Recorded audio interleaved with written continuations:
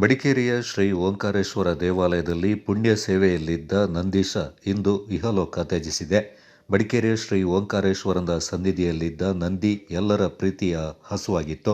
ಇಂದು ಎಲ್ಲರ ಪ್ರೀತಿಯ ನಂದೀಶ ಅನಾರೋಗ್ಯದಿಂದ ಇಹಲೋಕ ತ್ಯಜಿಸಿದೆ. ಓಂಕಾರೇಶ್ವರ ದೇವಸ್ಥಾನದ ಗೋಶಾಲೆಯ ಆವರಣದಲ್ಲಿ ಕೊಡಗು ಹವ್ಯಕ ವಲಯ, ಕೊಡಗು ಗೋ ಪರಿವಾರದ ಮೂಲಕ ನಂದೀಶನಿಗೆ ವಿಧಿವಿಧಾನಗಳೊಂದಿಗೆ ಅಂತಿಮ ಸಂಸ್ಕಾರವನ್ನು ನಡೆಸಲಾಯಿತು.